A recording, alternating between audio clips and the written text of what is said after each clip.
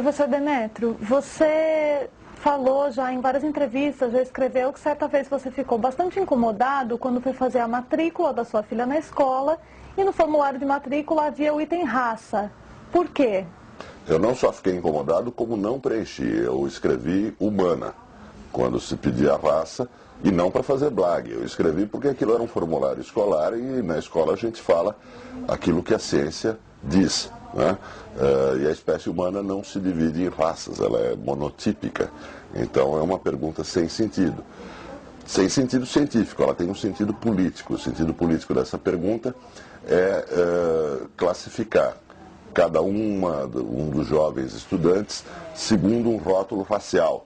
Isso é muito perigoso, porque se a raça não existe na natureza, ela pode se tornar uma entidade verdadeira, real, na política. No momento em que o Estado classifica os cidadãos segundo uma raça e distribui direitos às pessoas segundo um rótulo de raça, a raça passa a existir na consciência das pessoas, na vida social.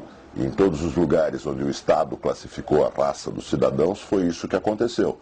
E tragédias sempre aconteceram junto com isso. Nos Estados Unidos, no tempo da segregação racial, na África do Sul, do Apartheid, em Ruanda, o país que acabou sendo conduzido a um genocídio pela classificação racial oficial do Estado e pela distribuição de direitos e privilégios segundo rótulos de raça. Então, eu acho que essa é uma iniciativa muito perigosa do MEC, porque introduz no Brasil algo bem diferente do censo do IBGE. No censo do IBGE não há uma classificação nominal de raça, há uma análise demográfica, populacional. Mas nesse caso não. Nesse caso, o nome de um aluno fica associado a uma raça. O aluno passa a ser parte daquele grupo diferenciado segundo o Estado. Como é possível você trabalhar o tema da diversidade dentro da escola sem incutir nos alunos a ideia de diversidade como sinônimo de diferença racial? É muito fácil. A diversidade na humanidade é a diversidade entre indivíduos. Cada indivíduo é uma raça. Alguém disse isso uma certa vez e isso é verdade do ponto de vista biológico. Nós todos somos igualmente diferentes. Né? Não há dois indivíduos iguais, né? Com exceção, do ponto de vista do DNA, de gêmeos idênticos. Mas mesmo esses são diferentes porque toda a sua formação e a sua experiência de vida é diferente. Então, a diversidade é a diversidade entre indivíduos, né? Não entre grupos raciais. É justamente necessário na escola se mostrar que a suposta diversidade entre grupos raciais é uma invenção histórica recente e mostrar quais são os objetivos e as finalidades, sempre muito ruins, dessa invenção histórica recente. No seu livro mais recente, Uma Gota de Sangue, você trabalha muito bem a ideia de mito da raça. Gostaria que você falasse um pouco sobre isso. Como a raça não existe do ponto de vista da natureza, ela foi criada, né? E foi o racismo que criou a raça. Né? E o racismo, ele surge com as teorias supostamente científicas que no século XIX geraram o mito da raça, né? Ou seja, o mito de que a humanidade se divide em famílias distintas com algo essencial que separa uma família da outra, produzindo fronteiras delimitadas entre os seres humanos. Esse mito, ele tem uma origem na ciência, nas ciências naturais, na biologia, mas ele se tornou um instrumento político muito importante porque ele surgiu na época do imperialismo, na época em que as nações europeias se expandiam sobre os povos da Ásia e da África. E ele permitiu, portanto, que o imperialismo tivesse o seu argumento central, que era a missão do homem branco de civilizar as raças inferiores, os negros, os amarelos, né? Esse argumento foi crucial para toda a articulação política do imperialismo, para que os governos, os estados que promoviam a expansão imperial tivessem apoio das opiniões públicas, né, nos seus países para essa expansão imperial.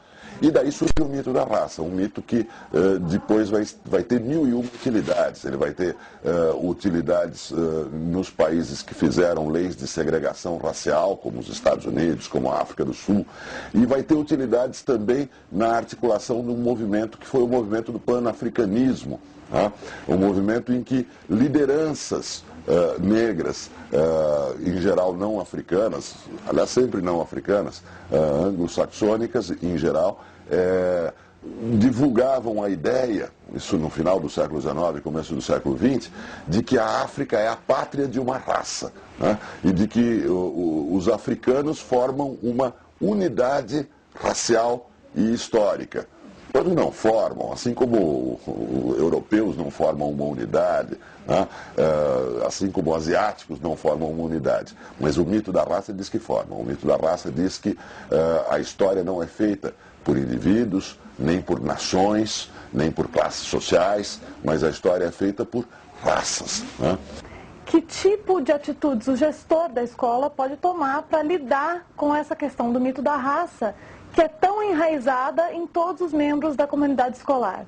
Ensinar. A escola tem a função de ensinar e, se ela cumprir bem essa função, ela vai fazer a crítica do mito da raça. Os professores de biologia vão ensinar não só que não existem raças biológicas entre os seres humanos, como também vão ensinar por que os cientistas naturais, os biólogos, os médicos do século XIX, os antropólogos daquela época, criaram o mito da raça. Ou seja, vai ensinar a história da ciência e vai ensinar a história de um grande erro científico que teve consequências políticas, que foi a criação da raça. Tem coisas interessantíssimas para se dar em aula e os alunos vão se interessar em conhecer os craniologistas, né, que mensuravam o tamanho de crânios, né, e falseavam resultados, às vezes conscientemente, às vezes não, para chegar a um fim determinado, que é descobrir raças entre os seres humanos. Então, é toda uma parte do curso de biologia, de um bom curso de biologia, que pode ser organizado em torno disso.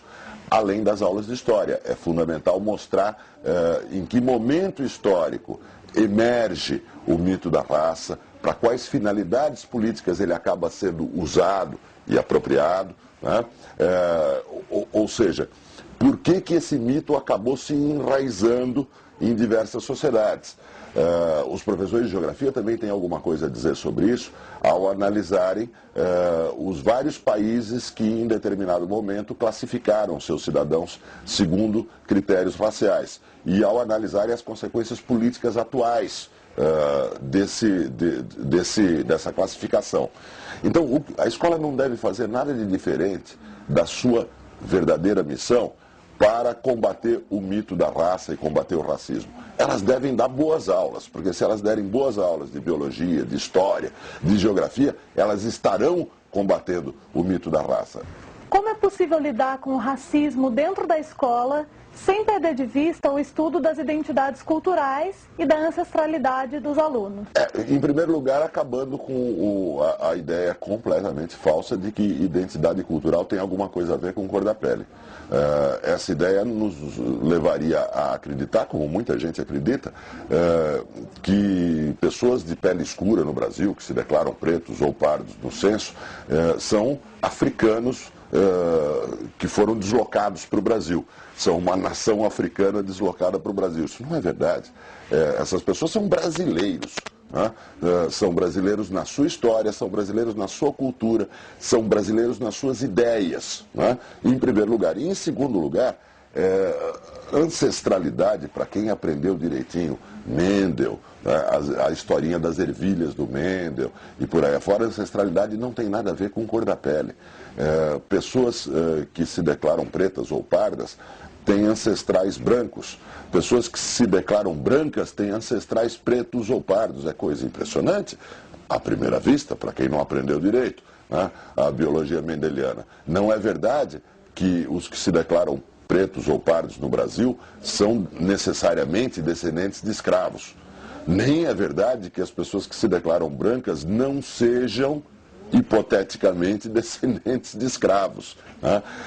Então é preciso romper a relação aparente e equívoca entre cor da pele e ancestralidade. São coisas diferentes, né? Como qualquer geneticista pode comprovar.